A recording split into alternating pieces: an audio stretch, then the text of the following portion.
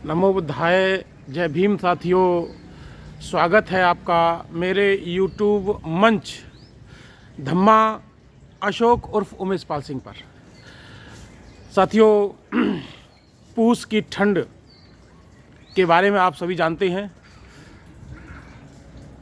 और इंग्लिश में एक चैप्टर भी था पूस की रात, जिसमें किसान हिंदी में भी था एक चैप्टर पूस की रात, और इंग्लिश में भी है ये, जिसमें एक जो है किसान होता है और अपने खेत की रखवाली करता है और बड़ा कड़ाके ठंड रहती थी। वो एक दिन क्या हुआ कि उसका कुत्ता उसके पास सो गया और वो भी सो गया और जानवर ने उसकी फसल उजाड़ दी। तो वो जो रात थी वो पूस की रात थी और बहुत ही इतनी भयंकर ठंड थी, असहनीय ठंड थी, जिसे वो सहन नहीं कर पाया। तो उसी पूस के महीने की आज पूर्णिमा, और पूर्णिमा में उपोषित मुझे पता चला जैसे सुबह की आज की पूर्णिमा है, तो मैंने कुछ भिक्षुओं को और बौद्धाचार्यों को फ़ोन किया कि मैं उनसे 8 सील लेके आज के लिए उपोषित रखूं। तो कुछ का फ़ोन लगा, कुछ का नहीं लगा, जिनका लगा कुछ पे समय नहीं था। तो मेरी बात हुई भंते धम्म स्वरूप जी से, जो कि दिल्ली बदरपुर में भी बच्चों का एक फ्री स्कूल चलाते हैं, वहाँ भी उनको कैडर देते हैं, पढ़ाते हैं, और इधर हमारे मावन के पास गांव मनोहरपुर में भी वो जो है पढ़ाते हैं। तो उनसे मैंने निवेदन किया कि भंते जी मुझे उपोषित लेना है। पहले ही मैं उनसे उपोषित ले चुका हूँ। तो उन्होंने कहा कि उमेश पाल जी, जब आपने ये संकल्प कर लिया कि उपोषित लेना है, तो आप स्वयं भी अष्टसील लेके बुद्ध की प्रतिमा के सामने ले सकते हैं। उसमें भिक्खु का होना ज़रूरी नहीं है, आवश्यक नहीं है। तो मैंने कहा भंते जी, मैं 7वां सील जो है वो भूल जाता हूँ, क्योंकि लंबा सील है 7वां जो है, तो मैं उसे भूल जाता हूँ। तो भंते जी ने कहा कि ऐसा आवश्यक नहीं है कि आप उनको बोले ही 7 सीलों को। आपने संकल्प कर लिया कि हमें 8 सील मानने ही मानने हैं, आप 24 घंटे के लिए उनका पालन कीजिए। और पालन करना जरूरी है, मुंह से बोलना ये आवश्यक नहीं है, संकल्प लेना जरूरी होता है। आपने सुबह ये सोच लिया कि मुझे उपोषित में रहना है, फिर आप अष्टसील बोलें न बोलें फर्क नहीं पड़ता। तो ये सुन के बड़ा अच्छा लगा कि वाकई में धम्म बहुत सरल है, जिसे हम बहुत कठिन समझते हैं। धम्म इतना कठिन नहीं है, धम्म वाकई में सरल है।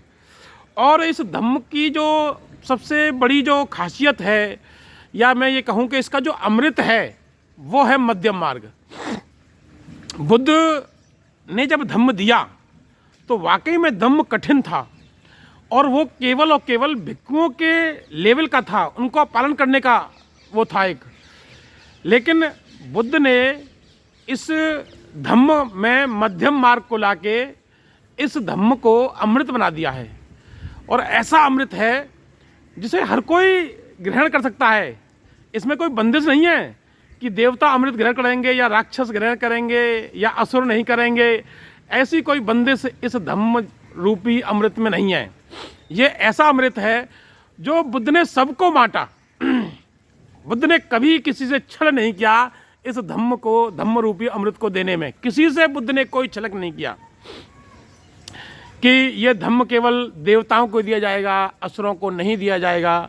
ऐसा कोई छल कपट द्वेष बुद्ध के मन में था ही नहीं। और बुद्ध ने देवता किनको कहा?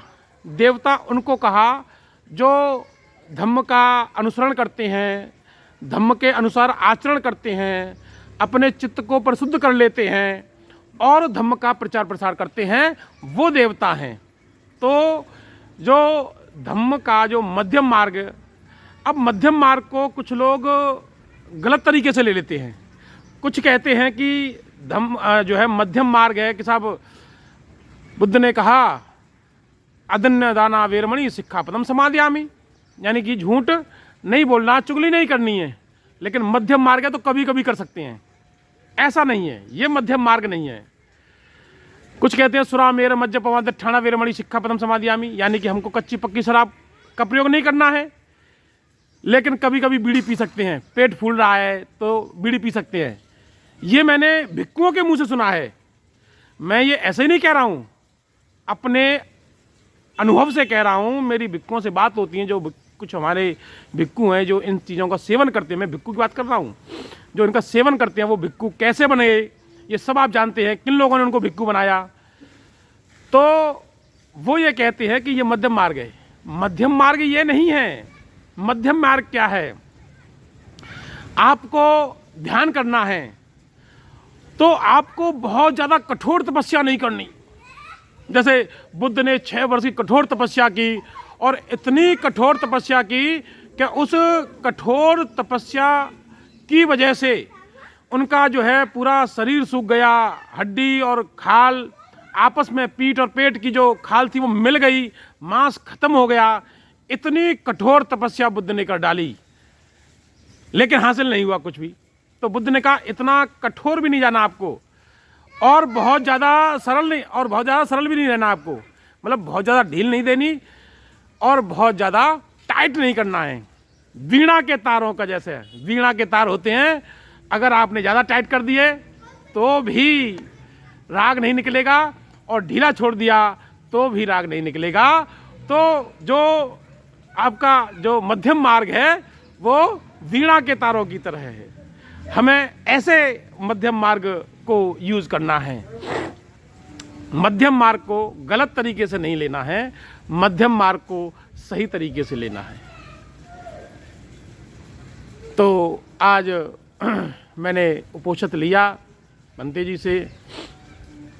अगर नहीं बात होती तब भी संकल्प कर लिया। अब मैंने ये सोच लिया है, या मैंने ये समझ लिया है कि अगर आपने संकल्प भी कर लिया, बुद्ध विहार नहीं है आपके पास, भिक्षु नहीं है आपके पास, बात नहीं हो पा रही, कोई बात नहीं, आपने संकल्प कर लिया कि आपको 24 घंटे के लिए उपोषित में रहना है। उपोषित एक व्रत है जिसका खाने से कोई संबंध नहीं है कि आप 24 घंटे में सिर्फ एक ही बार खाओगे। विकाल भोजनम बेरमणि शिक्षापदम समादयामि होता है कि आपको असमय भोजन नहीं करना है। वो क्यों नहीं करना है? कि अगर आप ज़्यादा भोजन कर लोगे या असमय भोजन करोगे तो ध्यान में दिक्कत आएगी। आपको इन 24 घंटे के लिए अपने चित्त को परिशुद्ध करना है। आपको इन 24 घंटे के लिए मनोगत करना है, अपने मन को साफ रखने का प्रयास करना है। हम लोग जीवन में या आपसी उसमें जो है गलती से भी झूठ बोल देते हैं, या कुछ ऐसे व्यवहार कर देते हैं जो लोगों को पसंद नहीं आते, आम व्यवहार में होते हैं वो। तो अब आज के दिन विशेष तौर पर, और ऐसा भी नहीं कि केवल दिमाग वही रखे कि हमने आज उपोषित लिया, हमने आज उपोषित लिया, नहीं।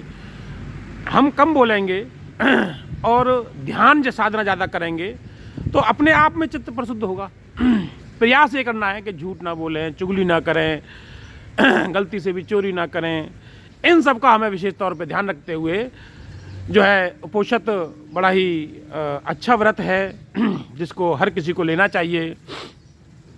आज के दिन जो है क्या नाम है, नृत्य गीत, इन सब चीज़ों से हमें दूर रहना है। उच्च सेना महासेना, उच्च सेना महासेना मतलब क्या, हमें ऊंचे आसन पर नहीं सोना। अब ऊंचे आसन से मतलब ये नहीं है कि हम जो है तख्त पे ना सोए, ज़मीन पे सोएं। ज़मीन पे अगर आपके पास ठीक ठाक है, ज़मीन पे सोने में कोई दिक्कत नहीं, लेकिन ज़मीन पे सो रहे हैं, कीड़े ने काट लिया, किसी ने काट लिया, तो ऐसा भी नहीं है। आपको आरामदायक बिस्तर पे नहीं सोना है। उच्च सेना महासेना का मतलब आरामदायक बिस्तर पे नहीं सोना है। थोड़ा कठिन जीवन का पालन कीजिए कभी कभी, तो 24 घंटे के लिए ऐसे बिस्तर पर तख्त पे सो जाइए। उस पर जो है बहुत हैवी जो है गद्दा वद्दा ना बिछा के, कोई दिक्कत नहीं है। नीचे सो, तख्त पे सो, उससे फ़र्क नहीं पड़ता है, लेकिन आरामदायक जीवन नहीं जीना है इन 24 घंटे के लिए। और मैंने पूज्य भिक्खु धम्मस्वरूप जी से उपोषित लिया, उनके लिए बहुत बहुत साधुवाद, उन्होंने मुझे दिया। और आज मैंने आपको उपोषित के बारे में बताया, मध्यम मार्ग का मैं थोड़ा सा अंश बताया। कैसा लगा मेरा वीडियो अवश्य बताइएगा। अपनी वाणी को मैं यहाँ इस आशा के साथ विराम दूंगा कि आपको मेरा वीडियो अच्छा लगा होगा। अगर अच्छा लगा है तो लाइक कीजिए, सब्सक्राइब कीजिए और इसको शेयर अवश्य कीजिए। और मुझे दीजिए नमो बुद्धाय, जय भीम। आप सभी का मंगल हो, आप सभी कल्याण हो, आप सभी सुखी रहे। इन्हीं सब मंगल कामनाओं के साथ उमेश पाल सिंह बौद्धाचार्य का नमो बुद्धाय।